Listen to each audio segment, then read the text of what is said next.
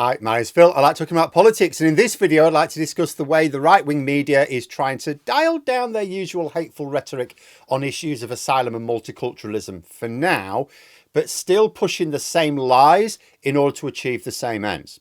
Because earlier this week we had the front page of the Daily Mail and the Daily Express being positive about anti-racism demonstrations being out in force. They were essentially praising the sort of people they normally demonise and forced to disown the sort of people they've been deliberately agitating for many years.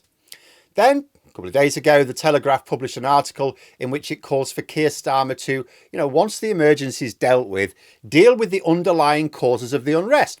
Good advice. But then they suggest that this is immigration. And the article is written in, for once, non-inflammatory language. All seems very reasonable, except, of course, for a little detail. The underlying cause is not immigration, but living standards and racism. You can argue that one underlying cause is a perception of immigration rather than immigration itself. There are quite a few underlying causes, really. It's true, a great many people believe immigration is part of the problems we face because they've been lied to and the lies continue, propagated by the likes of the Daily Telegraph. But look at where the violence was initially directed. There were attacks on hotels housing asylum seekers, and that saw some of the most vicious violence, the real murderous violence that thankfully didn't actually result in anyone's death. But initially, where were the targets? The targets were mosques. Well, they're not immigration targets, are they? Nothing to do with immigration. They're British, serving British communities. Those are attacks against British organisations for people born and raised in Britain, just like churches and synagogues. It was Islamophobia coming packaged in pretend concerns about immigration, but they were attacking British people.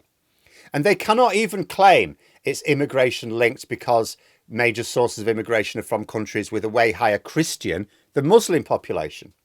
So if the attacks were really about immigration, why not attack Christian organisations? It's because the violence had a racist core. But for those who joined in, whether directly or from a distance, thinking it was about immigration, what do they really think the issues are? Because when you ask ordinary people, I get plenty of time. I live in a sort of part of the country you might call gammon heavy.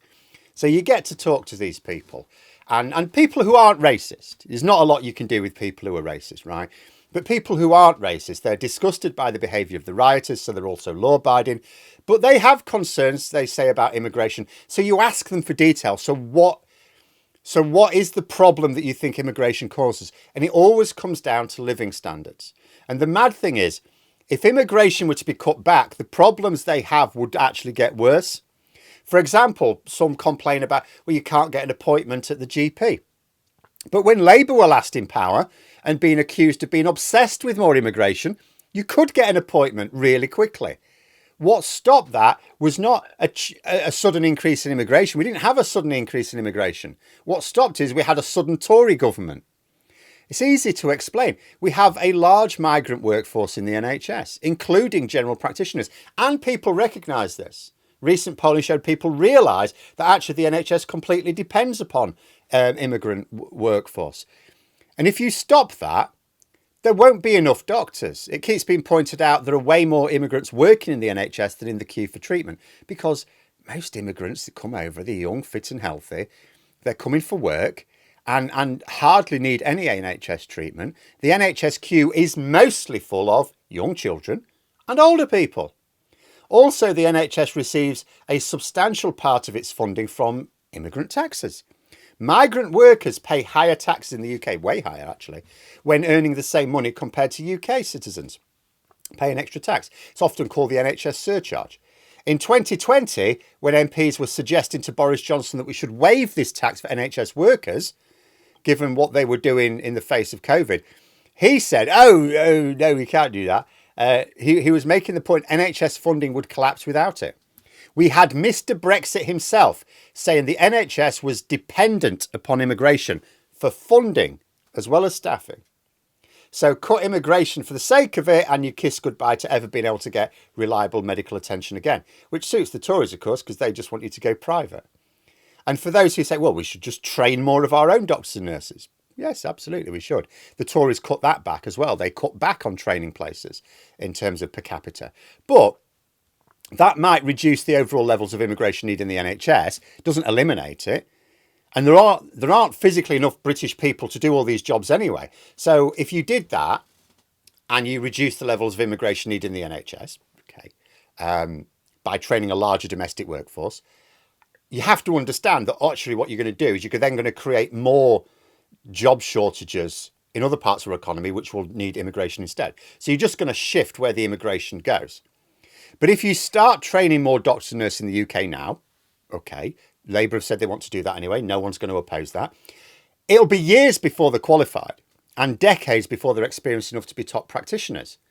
So what are you going to do in the meantime? If you reduce overall levels of immigration across the country, we'd have less funding for the NHS because there'd be fewer people on the surcharge, because those homegrown NHS staff will not be paying the NHS surcharge. So the NHS still has less money. But you go, okay, but we've got a higher proportion of domestic staff in time. What happens in the meantime? Do you want to struggle to get an appointment in the meantime? Or should we prioritise staffing and funding and wait until those greater numbers of domestically trained staff are ready to join the NHS workforce? When you have these conversations with people, they agree that, well, there's no point in cutting our nose off to spite our face. Then yes, okay, as long as we're going to move towards training more people in this country, then we're going to need the immigration until it's ready. They understand that. The problem is you can't have these detailed conversations with like tens of millions of people.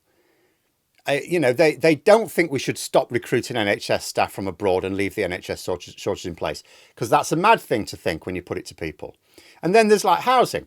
So we've had governments, with the last Tory government being the worst, just not building enough housing. But it's not just that. It's also allowing more of our limited housing stock to be owned by too few people. We need to make sure that suitable housing stock is used for, housing, not allowed to sit empty, unoccupied. But also as well, build more homes, decent homes, and where they're needed. If we cut immigration, we're focusing on the wrong solution. We're just hurting our economy, which means there's less money to afford the housing in the first place. What we should do is get the economic benefits of immigration and use that wealth to invest in more and better housing, amongst other things, for which we have absolutely got the room. We should also demand that houses should not be sitting empty in large numbers. Like, you expect the odd holiday home in some areas, sure, but the number of unoccupied properties in Britain is ridiculous. At any one time, according to the latest report from Parliament, there are about 670,000 empty homes in England alone. Now, obviously, you're always going to have a significant number of empty properties because people are moving. Like, once they've moved out their property, technically it's vacant for a little while. But we've got about 250,000 long-term empty properties in Britain. 250,000 suitable homes just empty long-term, not because someone's moved. That's a much bigger problem. That's a much bigger pressure on housing than immigration can possibly be. 250,000 homes just sitting empty for long periods of time. Then there's jobs. That's another one that comes up. All the studies show that immigration increases GDP, which means more money for public services. Doesn't harm anyone's ability to get a job. That's been shown. In terms of wage suppression, it's natural to think, well, but if you have a larger pool of potential workers competing for a job, employers can get away with low wages. Yeah, absolutely. Yeah. And studies have shown this to be the case. Do you know how much it's the case? It works out 0.5p an hour. Immigration reduces your wages by an average of 0.5p an hour. But it increases the funding for public services because it grows the economy, which means more tax revenues, more money for public services. I'm not sure how many people would rather the collapsing public services that we've had for an extra penny for every 2 hours of labour. And the thing is, there are people who are so deep down the rabbit hole, they'll never discuss these things with you.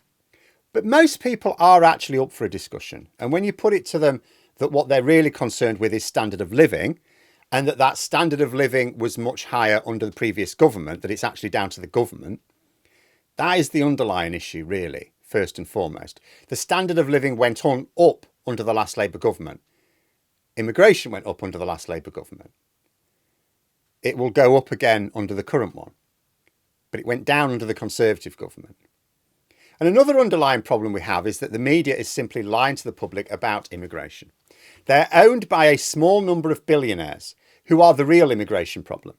Most of the owners of our media are either not British or are but don't live in the UK. But they have financial interests here, and they want to squeeze your living standards and tell you it's the fault of the guy who treated your granny when she was ill or made your pizza last weekend. You know, our media are quite insidious. Right now, most of the mainstream media outlets they're dialing down the hateful rhetoric because they know it's going to put their readers and viewers off. Because there's been this thing that's got a lot of people to take note and go, hang on a minute, this isn't right. They know what they're doing. They know how to string people along. They're like an angler teasing the fish into the landing net. They know when to give them a bit more line and then when to reel them in. These are the same people writing in the same outlets who argued that they were concerned for the safety of people coming across in the small boats. Oh, that was their concern. Oh, these people shouldn't be making these dangerous crossings.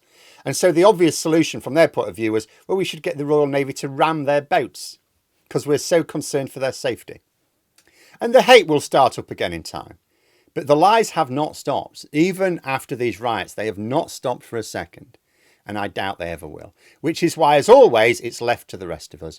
Just like the anti-racism protesters came out in force on Wednesday evening, they felt it was down to them to show a different side to Britain. There's been huge demonstrations in Belfast, even in Scotland, where thankfully there hasn't been any outbreaks of trouble. You know, the people who came out the morning after the riots with sweeping brushes and wheelbarrows to show the real communities. It's like down to us all to have these conversations with those we know who are prepared to have them, which isn't everyone, because the media aren't going to do it. We can ask politicians to do it. Unfortunately, that's a bit limited. A lot of people think the newspapers are not allowed to tell lies. They think there are laws against it. This is like one of the first obstacles I come across when trying to tackle media disinformation. Come across people go, oh, but the newspapers aren't allowed to lie. It's like, well, I mean, they get away with it. But they think that politicians lie all the time. But journalists are somehow not allowed to. So that straight away is a bit of a block. Like there's some law stopping them. There should be, but there isn't. Which makes it incredibly difficult to dump this problem on politicians. We should ask them to talk more honestly about it and talk more positively about immigration.